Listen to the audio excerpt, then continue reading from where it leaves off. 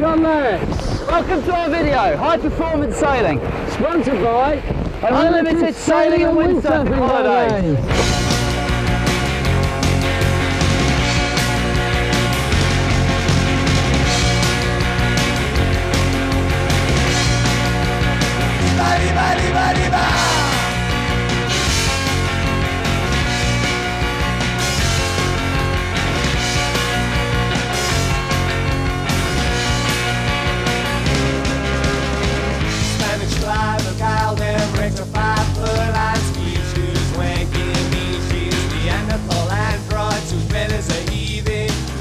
Swamp like the candlelit sinners, who still have need of power, something in earnest. No matter play, no matter play, no matter where you're laughing, like the flower in my gun. Yeah. Before the fun starts out here, there's some work to be done back out on the shore.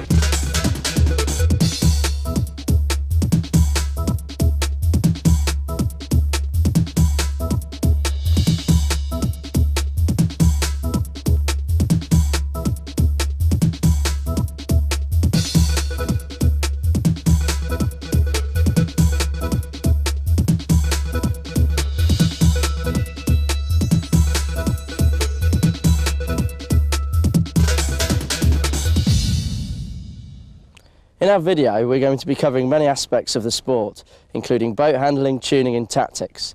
We're also going to be receiving help from many top sailors and coaches, including Shirley Robertson, who was with us in Savannah when we won our silver medals. Hi, I represented Britain in the Europe class in the last two Olympics, finishing 4th in Savannah, just outside the medals, unlike these guys.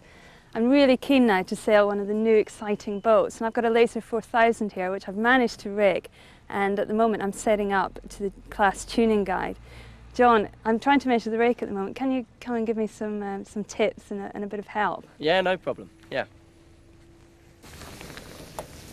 It says in the tuning guide, John, to measure to the top of the gudgeon, so I've done that. Yeah, that's right. You have got to be careful because other classes measured in different places, so obviously you've checked the tuning guide and done the right thing there. The other thing is you've got to make sure that, and this will also say this in the tuning guide, where you hoist the main halyard up to. You can either go up to the black band or maybe all the way up to the top of the mast. Right, okay. But what we do to check that we're pulling it up at the same place each time is we swing the tape measure into the front of the mast.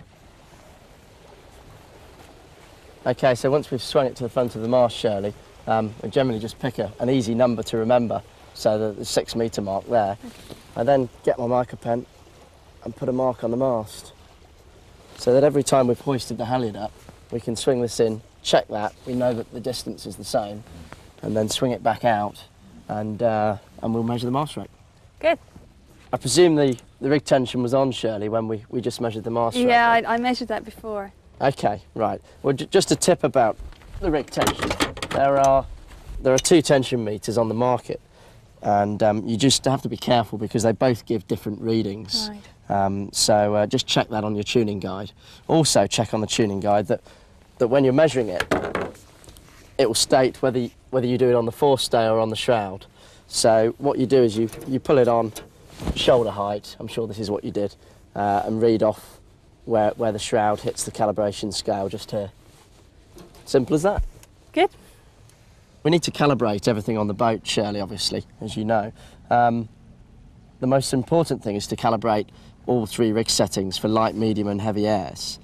On my boat I use those calibration strips with the numbers 1 to 10. Right. Do you think I should use them here? Yeah, well, they're a good option, but we actually prefer to mark it down on the mast like this, and generally use the top of the hook as a datum point. So we would put a mark there. This is the medium setting you've done here, isn't it? Yes. Okay, and then I'd just put an M next to the mark. But your datum point could be anywhere then, as long as you remember. Yeah, I mean, it could either be be the top of the hook or the end of the wire, or you could have a mark on the actual wire up here. But as long as you pull it to the same place each time, it's not a problem. Okay, so we'd mark it on there, and then I have a table on the boat, which I would register the shroud pin used, obviously the mark that it's pulled to, and basically off you go. Simple as that. Idiot's guide. Yeah, the jib, we can calibrate it in 3 places. You can calibrate the tracks here, we can calibrate the jib sheet, and we can also calibrate the underside of the spreader. And we just put marks from the tip inwards, and we can use the jib leech as a reference point on the spreader. And that's particularly useful. We use that quite a lot. Other things that people like to calibrate are Cunningham, kicking strap, etc. But we generally use those controls by feel, really. And one other thing is that the spinnaker halid, when you pull the spinnaker right up to the top, it's nice to have a mark that tells you that it's already there. So we'll do that in a minute when we hoist the spinnaker. Yeah, the spinnaker, yes, it's a whole new concept for me. I've tied it on and stuffed it in the bag, but I've no idea if it's going to work. Right. Yeah, well, I think that's Ian's department, really, so we'll get Ian to come along, shall we, and help you there? That would be good.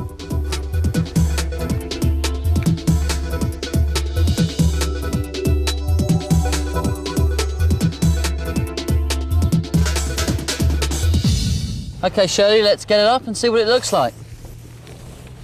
That's down. Okay, Shirley, let's get the spinnaker up and see what it looks like.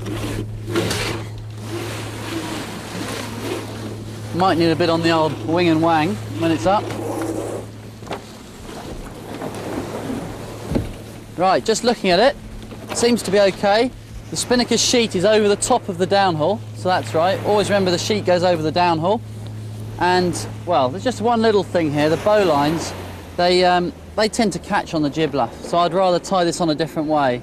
I can do that with this rope, but I know that on the Laser 5000 it's done fairly neatly, so why don't you go and have a look at the Laser 5000, I'll retie this. That's pretty clever. The shackle's stitched to the sheet so that the flat bit of the rope will slide around the forestay. Okay, Shirley, if you have a look at this one, I've retied it now. And what I've done is I've passed the middle of the sheet through the clue of the spinnaker, and so the ends of the sheets are now tied off in the middle of the boat. And I've tied them off with this little knot. And what I would always do is tape the ends once you're sure it's rigged correctly. So just check it again on both tacks and then tape the end so that it can't come undone. Another little tip is I've tied a little stopper knot in from the join, and that just stops this sheet paying out too far. It stops the sheets going right out if you let the sheet go in a jibe, and it stops the sheets going under the boat when you're sailing upwind. You just have to be careful not to have that knot too near the end of the sheet when it's windy, or else the spinnaker will fill by accident and you'll be in the tide. Well, that's simple. If we take a look at the end of the pole, Shirley, at the moment the spinnaker is tied very tight, and in light winds that can stop it flying if you see the tack can catch on the pole. So what's probably worth doing, if we just let the pole go in a touch, it's probably worth actually tying a stopper knot. I'll try and do it quickly. Tie a stopper knot to mark the end of the tack line, and it's probably worth having a bobble on there so that the knot doesn't get sucked into the hole. Okay. And then tie this off separately. And you want to tie that not too tight, but also not too loose. You don't want the spinnaker flying way off the end of the pole, or else it'll fall to leeward. Right. Now the other thing, Shirley, is I see that the bow fitting here, that's quite sharp, and that can catch on the sail, especially when the spinnaker's being dropped down the chute. And if we rip the sail, not only could it mean a costly bit of damage, but it could also ruin your race. Yeah. So I've got some tape here. I'd literally just tape this up. This shackle could actually be turned up the other way, and the sticking out bit would be inside the cover, but it'll do just to tape that up for now, so we'll tape that up. Okay. There's lots of other things as well that need taping. I would certainly tape the shrouds and the lowers, but just be careful not to put too much tape on, because we might have to adjust the mast rake on the water. So put some tape on those. Anything sharp, basically, that's going to cause damage or catch a rope. We could just say there's a couple of nice details on the Laser 5000 that are worth looking at, and we could walk over there. John could be over there or something, and then we could say one is the elastic which has been put on to stop the spinnaker catching on the rigging. Yeah. The other is the length of the main sheet strop, because the mainsail's up on that boat. We can quickly do that. And the grip on the boat. Yeah. Depending on the length of the strop will depend on how close you can get the boom to the centre line. Okay. And in light to medium airs, we're looking at getting the boom on the centre line so that we can bring the jib in and keep an efficient slot shape. So we need to make sure that the distance between the two blocks isn't too great, so that the boom doesn't fall off to leeward too much. Right. And that's good there, because they've used a thumb knot instead of a bowline. If you use a bowline, obviously that increases the distance, and the boom will fall off to leeward. Well, I think that's enough of talking. Should we go out in the water? Yeah.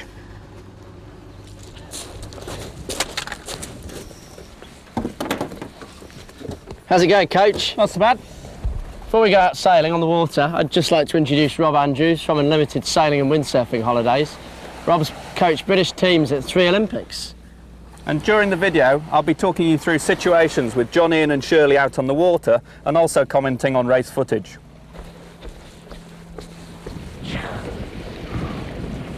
The flares have gone up. Whoa, she's lively. She is, especially with the mains cleated.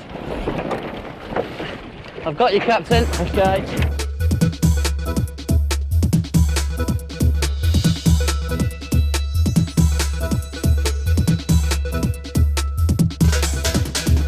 Basically, in these conditions, we're trying to flatten the sails out and keep the leeches quite open to keep the boat driving. It's all about momentum in this kind of wind and slow body movements around the boat. So we've got Ian up on the bow there. Okay, just easing the jib off here. John, tell me when it's about right. I can't really see from here. Yeah, okay, there. That's pretty easy there. Just starting to appear off the jib off. That looks good. We had a big vertical crease down the front of the jib when it was too tight.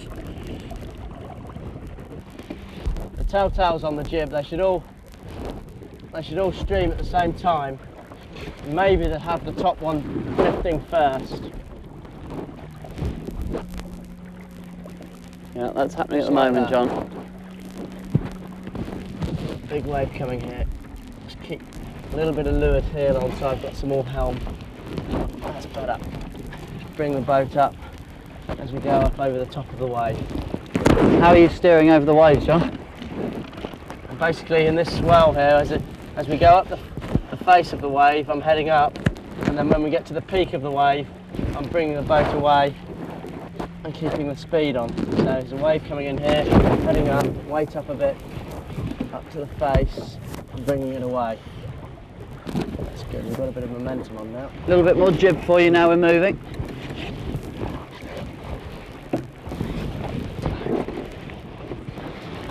Okay, ready? Yeah. Okay, rolling the boat now. And I'm bringing the boat up, making sure that I flick the battens by heaving on the main sheet as we flip the boat upright. That's nice trim by Ian there on the jib. He didn't pull it in all the way straight out of the tack. He made sure that it was eased a little bit as we brought the boat upright, and he's now starting to squeeze it on again as the boat gets back up to hull speed. I'd say that was probably about right though for this wind strength that we're in at the moment. We need to keep the slot nice and wide, let the air come through it. If we had it in too tight, all it would do is backwind the mainsail. Whereabouts is the jib leech in relation to the spreader, John?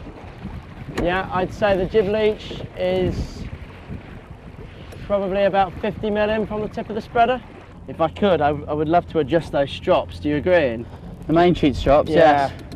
I mean, the boom's, what, from where you're sitting, how far? It's from the probably centre about line? 30, 40 centimetres off the centre line. Yeah, and the leech of the mainsail is still incredibly tight. Yeah, you've just got to be careful, obviously, not to get caught out by that. You make sure that you check the forecast before you went afloat, and the worst scenario would be having the strops too long and then not being able to sheet the mainsail on hard enough.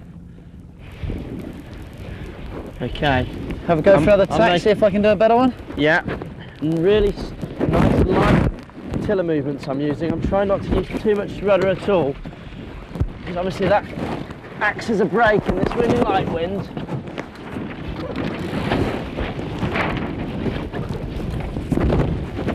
So, as soon as we bring the boat upright out of the tack, I heave on the main sheet to get those battens through. Jib's fairly easy at the moment. I'm just going to trim it on now that we're moving better. Okay. Looks like there's a bit more breeze coming here in to windward. I think the main thing trapezing, the first thing is to have a decent harness. I've got a nappy harness which has got no buckles around the side, and therefore I'm not going to catch on any ropes when I'm moving in the boat. I've also got good grip on my boots. I've got a Douglas Gill wetsuit boot which gives me good traction. We looked at the boat earlier, that's got good non-slip. So now all we need to do is work out how to get out. There's a gust. So I'm just going to jump out holding the trapeze handle, and then hook on.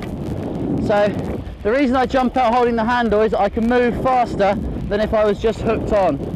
Once I'm up, if you spill a bit of wind here, John, I'll head into the boat. The first thing I need to do is make sure I'm high enough on the trapeze, and I just step in, always on my toes. I can move in and out.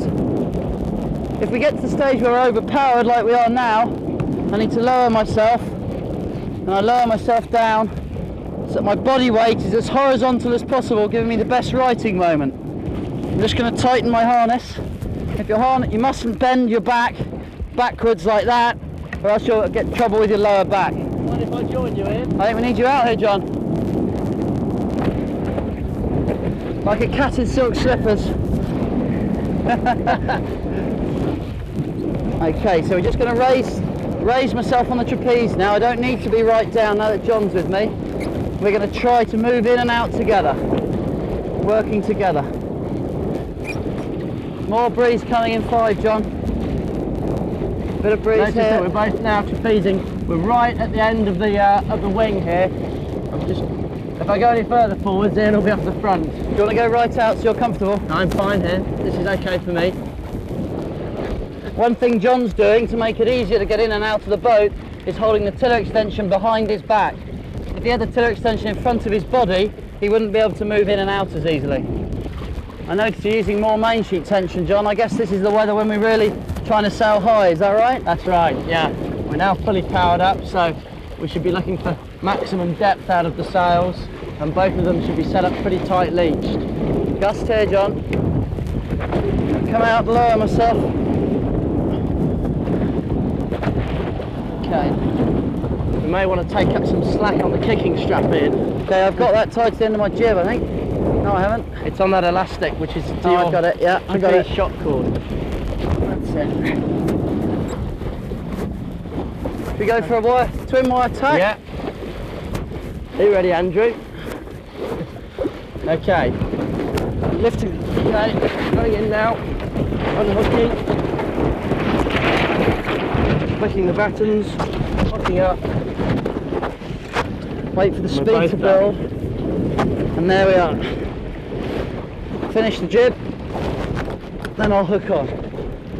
The helm, of course, has to hook on before he heads out, as he hasn't got enough hands to hold everything.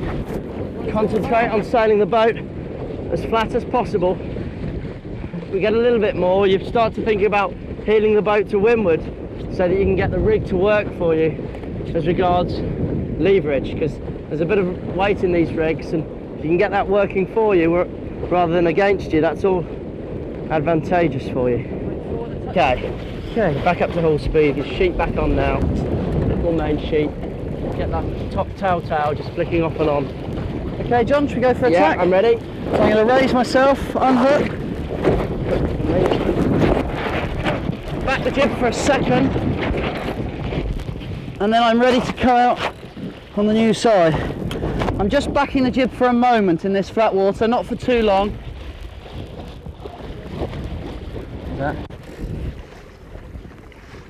Rolled the jib, Ian's up on the bow, and he's going to mark my tacks 0 to 10, and I'm just going to talk you through it. Okay, so first of all I look over my shoulder if I was racing to check there are no boats across there, and then I work my hands both down the tiller and main sheet, step in, push the tiller away, uncleat, unhook, flick the battens, front hand onto the hook, and launch myself out onto the wire. With the practice out of the way, we can get on to some racing. Here we see a pair at the Audi Laser 5000 Euro Cup in Lake Garda. We can see here how the crew, staying on his toes, stays on the trapeze for as long as possible before coming in, passing the jib across. He's then smartly getting hold of the trapeze handle and leaping out on the new side. The helmsman also is clipping on nice and fast and joins him on the wire. Tacking is never more important than in a tacking duel. Here we can see the yellow boat making preparations for the tack. The crew has raised himself on the trapeze to make his route into the boat easier. The helm is stepping back towards the stern of the boat along the rack, which has the same effect as hiring yourself on the trapeze. The disadvantages of this, of course, is that the stern of the boat digs in the water and would have a major effect on your tacking speed in light winds. The green boat is now tacked to cover the yellow boat. Notice how in the tack they kept the boat very upright, which helps the team get out on the trapeze quicker through the tack. Tacking in high performance dinghies is one of the hardest manoeuvres, and even the best guys get it wrong.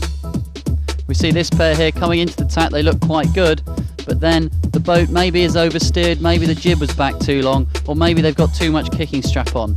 They try to save it, but they're capsized. Once you've capsized, it is a good idea to ease the kicking strap to make it easier to right the boat. The helmsman here does well to get on the centreboard and stop it going upside down. The crew's now got to decide whether he can climb over without turning the boat upside down, or whether he's not better off swimming round.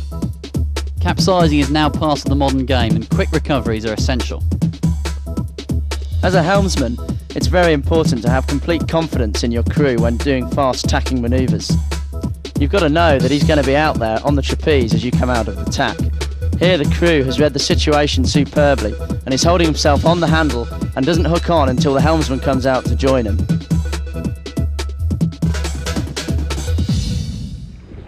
Okay, sailing upwind in about 12 knots. I've got the tiller extension in front of me so that I can control the mainsail quite easily until I get the boat in the groove, and then I might drop the tiller behind me because I find that a more comfortable way of steering and it's more positive.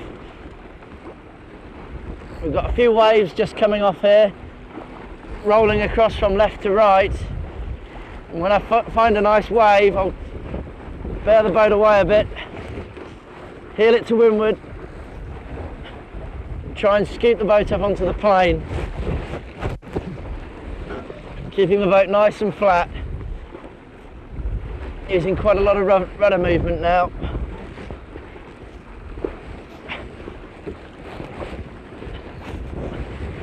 I'm also trying to move the boat by rolling my upper body forwards when I want the boat to bear away, like that. We've just got a plastic bag on the rudder, put the main sheet in.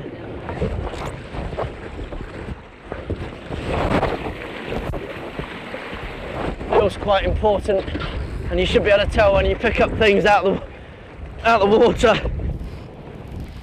If you get a big change in wind strength, you'll find that you might have to change your mast rake, and to enable you to be competitive throughout the race. So what we're going to do now is change our rake whilst sailing. It's quite a tricky manoeuvre, but you start off by easing the rig tension off the front of the mast. Ready, John? Okay. I'm sailing the boat on a beat, but I'm being very careful not to put it through into a tack, because that could have dire consequences if we tack and we haven't got the shroud in to leeward. So Ian's going to go to leeward now. I'm putting the kicking strap on hard to bend the tip of the mast to make the leeward shroud slack so Ian can get the pin out.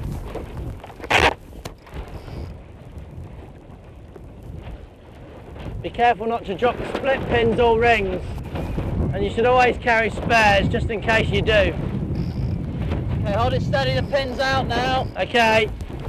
Keep the communication going between both helm and crew while you're doing this manoeuvre. Okay, the pin's in. Okay. I'll now ease the kicking strap off. Ready when you are. And we'll put a tack in and do the other side. The breeze is up now and the guys are having a lot more fun. In these conditions, they're going to have to sail with a very flat rig. To get that, they've depowered the rig by using a lot of kicker, a lot of Cunningham on the mainsail and jib, the outhaul's pulled on, and they've pulled the jib cars back. But let's get into the boat and find out what's really going on. In the big gust, I've got to ease the jib. I've got my right hand, my back hand, which is holding the jib sheet, and I'm letting the jib go in the big gust, like this gust coming now. Just spill a bit of jib. My front arm is behind my head, keeping my weight right out. Toes on the side, trying to keep my balance as John steers through the waves. We've got flat sails for today. Big gust there, easing the jib, bow of the boat, slightly out of the water, going planing all the time to windward. That's nice. Slowly. Okay, ready? Yep.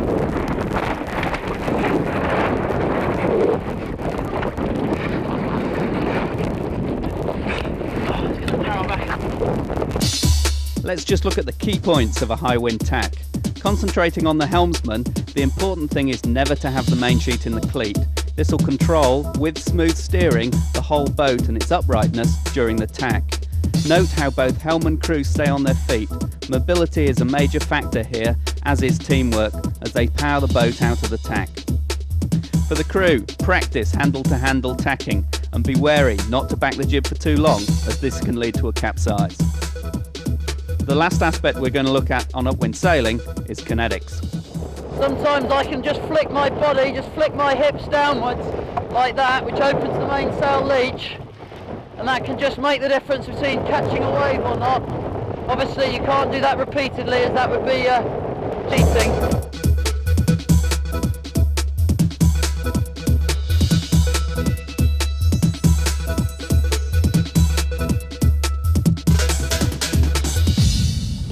Okay, we've got a leeward hoist. We've got to open the bag, of course. I'll keep my weight out here while you maybe prepare the kite. Opening the bag. Until between my legs, I'm trying to keep my weight as far forward as possible. Bring it up now, John. Still. That's it, I've got pressure on the sheet now. Okay, I need to get that transom out of the water again. Do we want? I'll go forward.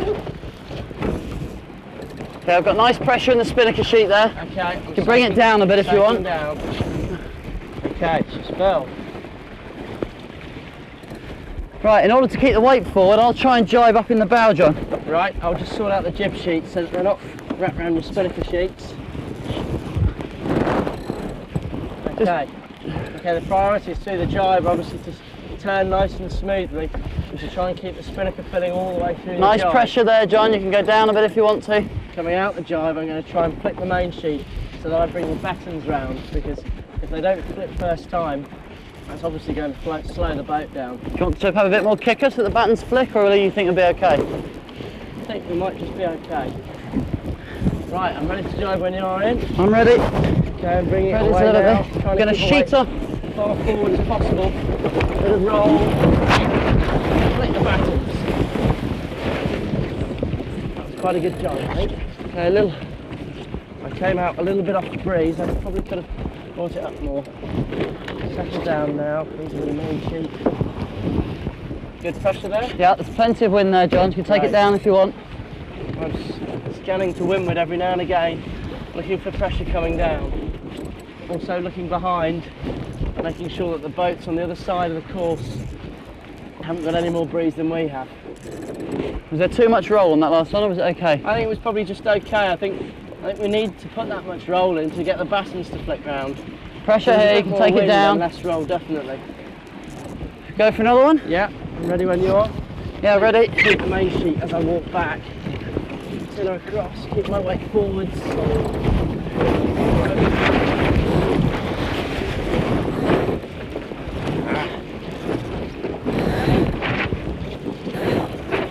Well done. Pressure there, John. Take it down. Managed to just get the battens to flick there. The top one's the hardest one to flick. That was nice acceleration at the jibe there. Okay, a little bit more wind actually to windward. Want to roll into one more? Oh, head of there. Sorry.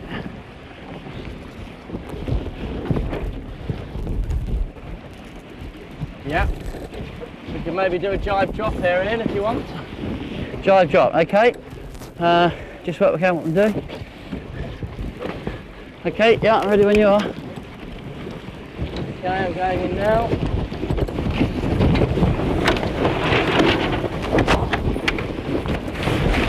The boat quite low on the wind here. We're pulling the spinnaker in. And we're going to unfold the jib for in. I think it might be cleated in. Okay. I'm just communicating all the time. Okay. In, I'm going to start to head Kite's clear, I'm free to tack when you want. Got the jib, I'm bringing I've got her the up jib. the breeze. Okay. On the spinnaker drop there, I'm just gathering the foot first to keep control of the spinnaker. Right, ready when you are? Okay, looks like the jibe's set.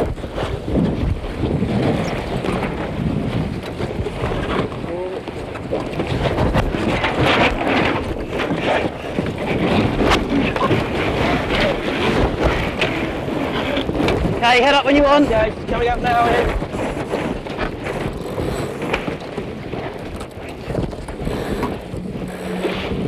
Okay. Okay, I'll stay in.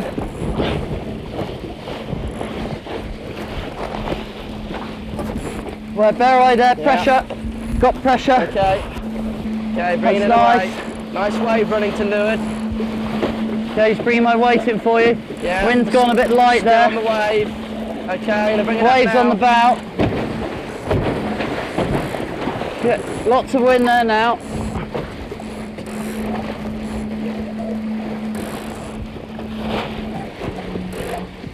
Okay, wind here, John, you can take it Okay, away. it's coming down. Wind, still lots of wind in the spinnaker sheet. Nice wave. Yeah, Waiting. weight forward. That's good. Lovely. Soaking her down there. Bringing her back up a little bit for Okay. you. Another wave. Okay, When we pump, we're trying to pump the spinnaker and the main sheet at the same time. Nice wave here. 1, 2, 3. lots of pressure in the spinnaker now, John. Okay. On the spinnaker jibes, as I go into the boat, I'm just sheeting the spinnaker in a little bit to help it flick through between the jib luff and the spinnaker luff. So if we try another one, John, Yeah. I'll There's a try and nice wave demonstrate ahead that. here. I'll preset the jib again. Windward sheet on. Let the leeward Need roll. to keep our speed on, John. Okay. There's some wind nice there. wave here. Tiller over Right. first. Smooth turn. Head the boat up. Lock up. And out on the wire. I'll do the jib this time. Tight in. Well done. Okay, speed back on. I'll come in if you want to step out. It's the first twin wire here, I think. She's humming like a beauty. That humming that you can hear, you can actually solve that problem by filing down the trailing edge of your centreboard a bit. Whoa! That's what happens if you're supposed to go in too early. Digging that leeward chine in is going to prevent the boat from turning smoothly through the jibe. You need to keep the boat flat all the way through. That was a good recovery, Ian. Jibing, like tacking, is a very important manoeuvre, and practice makes perfect. Here we give an illustration of a boat jibing just in front of a starboard tacker. A poor jibe here could lead to an infringement. With the crew rapidly trying to pull in the new spinnaker sheet, we can also see how the helmsman is hand over handing the main sheet. When he heads up and the power comes into the rig, the crew can jump onto the trapeze, and if there's enough wind, the helm will be able to jump out and join him. Steering is a key factor in controlling the power in the jibe. Steer too slowly and the boat may become unstable. Steer too fast and you risk turning the boat into a capsize. Here we can see the helmsman on this boat throwing the boat into the jibe and then putting a correction in as the boom is coming across. This is good, and like controlling the power coming into the jibe, this controls the power coming out of the jibe. The sooner the helm and crew are ready to get out on the wire again, the quicker you can head up, bring on the power and send the boat down the racecourse.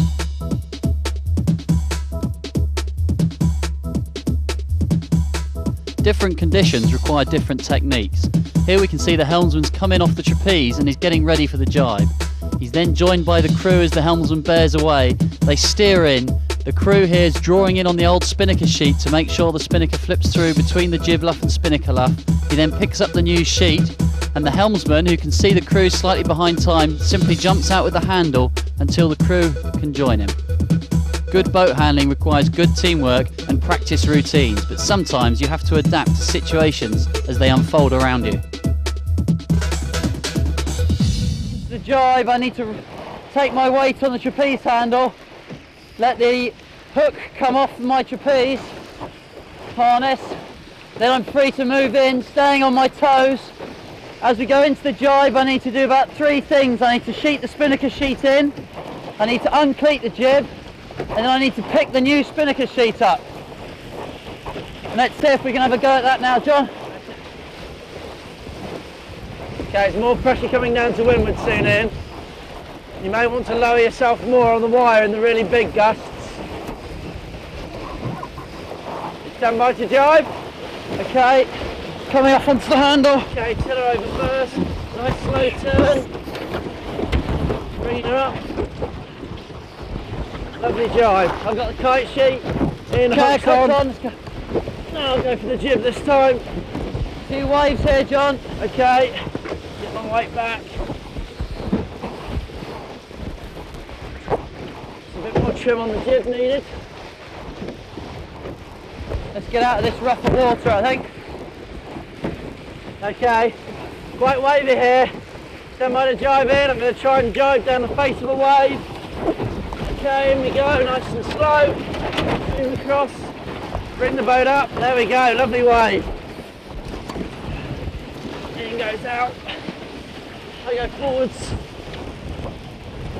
Big bust here, John. Nice wave. Lots of wind in the spinnaker sheet. Bringing it down. Weight forward down this wave. That's good. Okay. Ready when you are.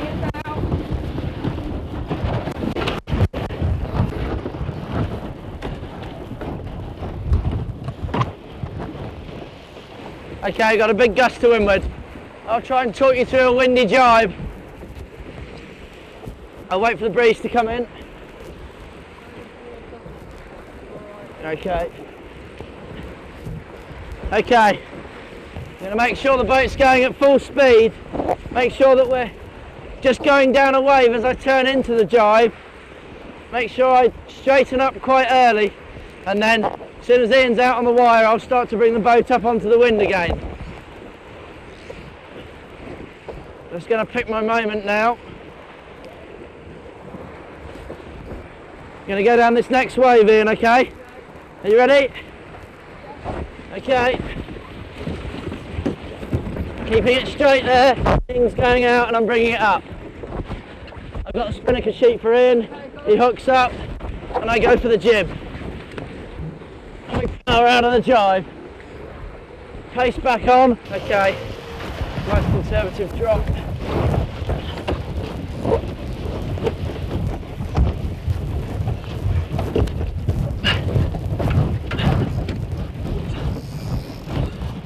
Okay, starting to heat it up now.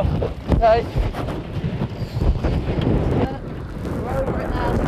Okay, well, I'm Right, back of the boat.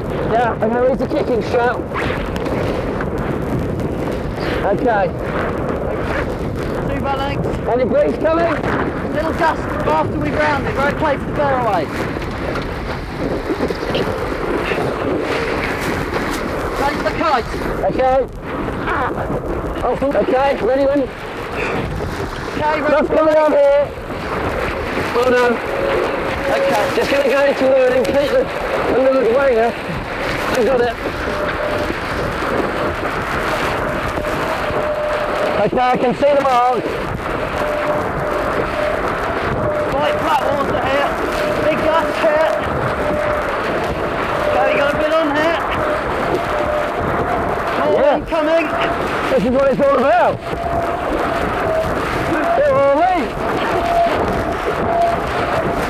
Nice and light movements on the rudder here. We're okay for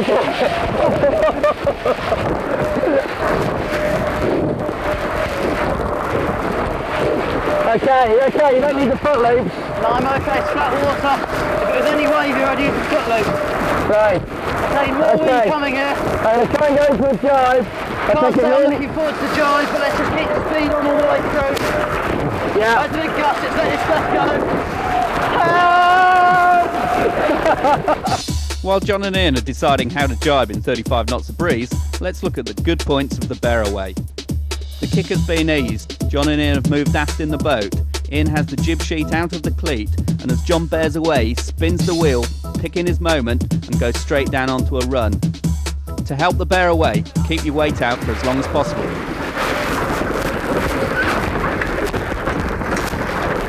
Okay, I've saved it, we're okay. I'll bring it up slowly. Good work, Captain. More breeze coming on here. Nice jibe, Captain. Ready there. Trying to be conservative, I think, with an early drop. We've got a big lilies, Ready? I've got the kite, Steve. Go for it. You undo the left swinger. Undo the swinger in. I got it. Go off. Right. Give you my weight to windward. Top you steer. Okay, weight up now. Okay. Want to start the ball? Let's look back at that jibe. So John, what was going on? Well, that's a good question, Rob. Basically, he went into the jibe and the boom wasn't going to come across, so I bailed out. The boat felt right, we still had enough pace on, so I went for it again and we managed to hang on to it out of the jibe. The key is to go into the jibe at full speed. Let's get us through that wave. Hold on. Got it. I'm getting confused.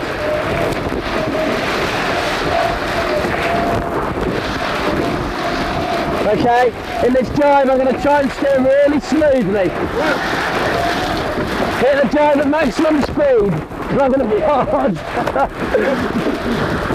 So go round on our feet, gently heel down. Go on. Unhook, going ready.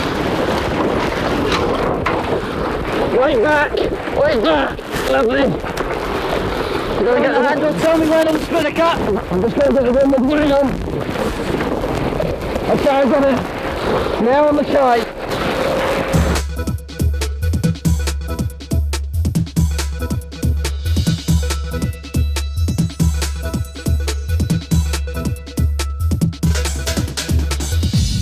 Let's look at some graphics to see how the apparent wind can help us to sail lower and faster.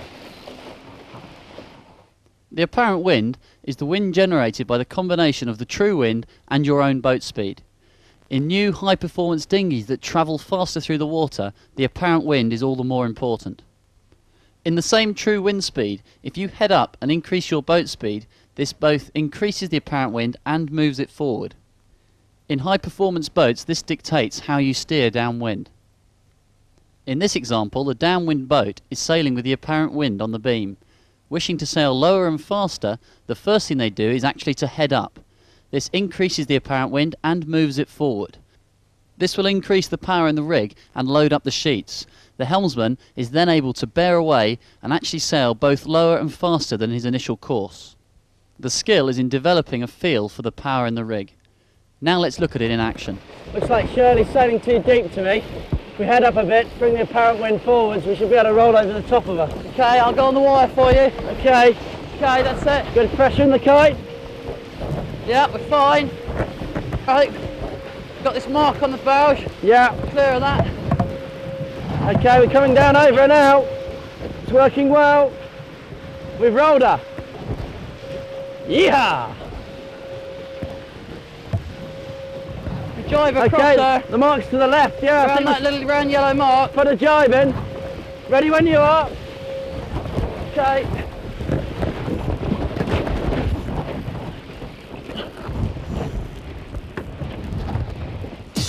Let's look at the use of apparent wind again. John and Ian on the right have more power. Ian's fully trapezing. The sails are sheeted harder to cope with the apparent wind further forward, and they're sailing lower and going faster. In these conditions, this is the key to getting these boats downwind. From that example, we can see the importance of apparent wind to these type of asymmetric boats. In fact, when sailing downwind, the wind speed is the most important consideration, and downwind asymmetric sailors are constantly looking around for gusts. In this situation, the leading boat is about to land a beauty. As the gust hits and the apparent wind increases, he is able to sail 30 degrees lower and faster than the boats behind.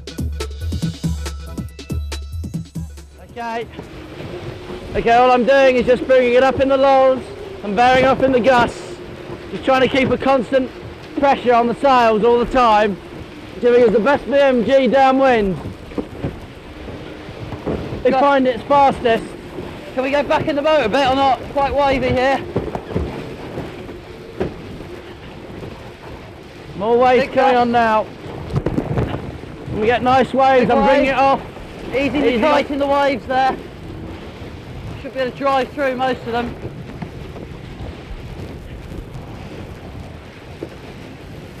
Nice wave to learn. I'm going to bear off down it. That's lovely. Coming in off the trapeze as you bear off. Now bringing it back up again Okay. on the face of the wave. Heading up down the faces and bearing down off the wave down the back of them. Another wave to leeward, bearing away, Coming in on the wire a bit. bringing it back up. White out. Another wave coming up on the bow. Oh, it's disappeared. Oh well, surf's up. Here's another one, bearing away, bringing it back up.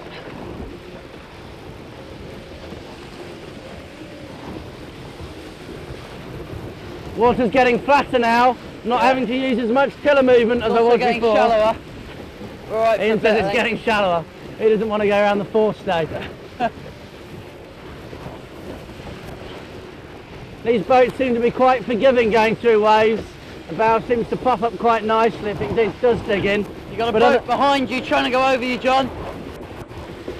Other classes aren't as forgiving as this, and in these kind of conditions we'd probably be backing off quite a bit. Sheeting the mainsail on quite hard to try and depower. Running out of water. Want to put a jive in? No, less water down there. Okay. We'll try and lay that mark, okay? Okay, when you're tight reaching, the idea is to slow the boat down, heel her over to bring the apparent wind back so that you can sail higher. The faster you go, the lower you'll actually sail. So the technique is to heel her over and try and stub her up. Like that. The apparent wind's coming back, we're now sailing a higher angle. Got a boat just coming past the leeward, and then we'll put a jibe in. Okay, Ian, you ready to jibe? Yeah. Okay, going into the jibe, nice slow turn. Hold it through the jibe and then bring it up. Ian goes out on the wire. I put the main sheet in my backhand, go to the leeward, complete the jib, take the spinnaker sheet off Ian hooks up. Boat trim fore and aft, quite important. Quite flat water, so we can sit quite well forwards. Turn the jib on a little bit more. Pressure here, John, in the spinnaker. Can take it down. Okay. A little lighter now. Wave here, bit of a pump. Okay, when you're pumping the sheets, it's a good idea to try and pump both spinnaker and main sheet at the same time. Pump now. 3, 2, 1. And down we go. And again, here's a gust in. 3, 2, 1. Remember, only one pump per wave. Just stick another jive in. Yeah. Unhook on the handle. Tiller over.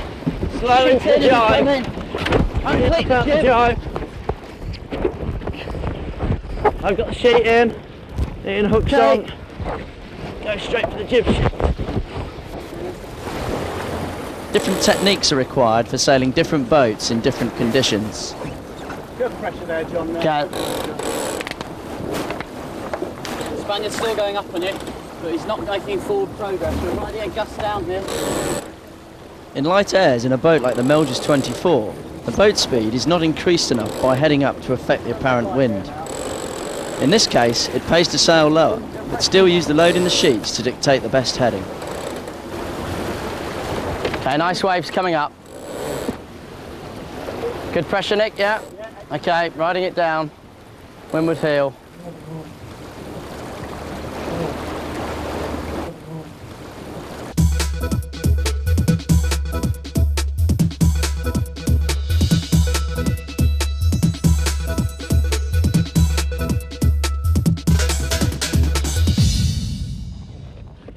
In a moment, we're going to look at some two-boat tactics. But first of all, here's Rob with some real-life situations. Exit stays right.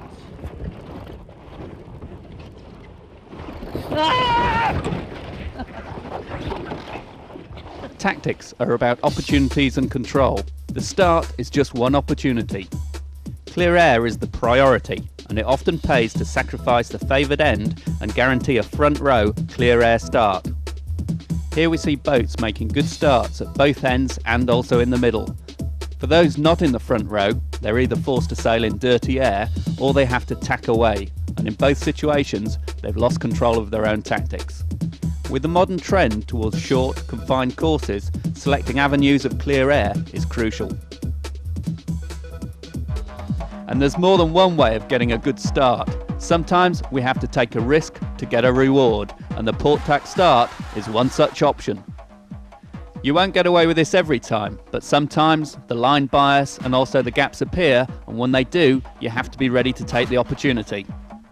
The advantage of the port tack start is that you're normally in clear air and you have one less tack to do compared to the rest of the fleet. In this situation, because of the advantage incurred through the line bias, the leading boat can either tack back to the bulk of the fleet or continue to the right-hand side of the course. As you get up near the windward mark, you have to start thinking about your approach. Here we see 3 boats who've elected to come in on the port tack ley line. This is a high-risk strategy, but one that normally ensures clear air until the last moment. Often you find that there's only space to approach on port when you're in the leading bunch. Back in the pack, there's often no space to tack in at the windward mark, and you have to go behind many starboard tack boats. This is a high-risk strategy. It can give big rewards, but it could also give a big loss. In this situation at the front of the fleet, we can see that 4 or 5 boats have got away with it. This won't happen all the time.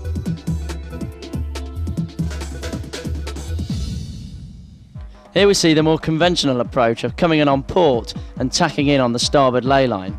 What you've got to be careful about here is that there'll be boats stacking up, and you have to sail further and further to windward to enable you to approach the windward mark in clear air. Those boats that have tacked onto the starboard ley line too early, like the one on the left of the screen, are now starting to suffer due to dirty wind from boats ahead. Here's John and I approaching the windward mark, but we've cut the ley line a little bit fine. Needing to head up to round the mark, the crew sit in, we heel to leeward, and then when we get level with the mark, the crew waits rolled to windward to enable John to bear away for the run. In the Laser 5000 class, you're allowed to hit the mark, but the important thing is the fleet will dictate how you hoist the spinnaker. In this case, the leading boat is not under pressure, and so the important thing is to get the spinnaker up as quickly as possible. Both helm and crew work together to get the spinnaker up and drawing and off for the downwind leg. However, when back in the pack, the same tactic could be a disaster, because boats behind would sail higher and roll you and take your wind. Here the helm has elected to stay out on the trapeze while the crew hoist the spinnaker. This enables them to stay higher and defend their wind. Of course, the other option is to sail lower, hoist the spinnaker and then jibe away. Splitting from the pack can give you a tactical gain, or when you come back to the gate, you're on starboard and in control. Let's now look at a 2-boat control situation. Try and get inside her. Hold her on so she can't jibe.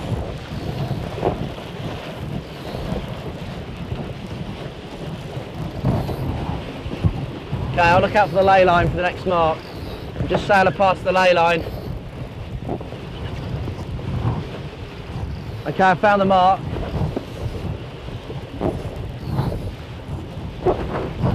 There's no way that Shirley can jibe in front of us as long as we stay where we are here. Big gust. She still can't jibe.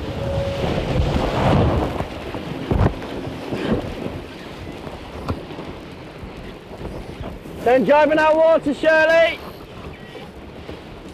Okay.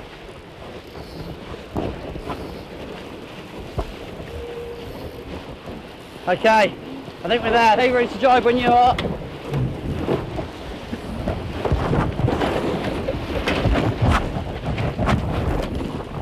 Okay, bring it up. Get it going out the job.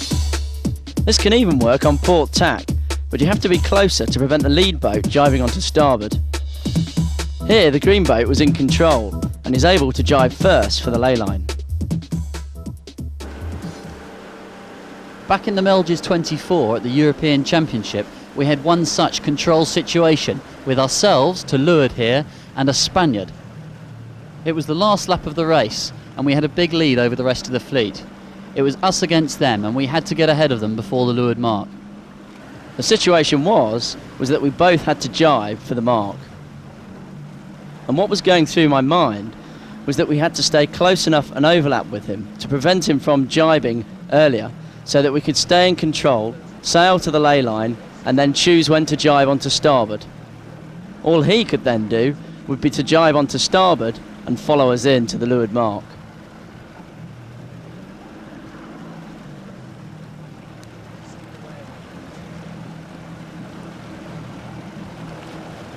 Unfortunately, he managed to break the overlap, and once far enough ahead, was able to jibe onto starboard, and we'd lost control. Fortunately for us, he'd misjudged the ley line in the very light airs. This is a common mistake, and we were able to sail further, put in a roll jibe, and then just get it inside overlap for the leeward mark. We were back in control, but he could have prevented this if he had sailed further to the correct ley line and prevented us from getting to the inside. With a nice late jibe drop and a good tight mark rounding, we were set up to win the race. But unfortunately for us, the guy sailed straight past us on the last beat. That's yacht racing.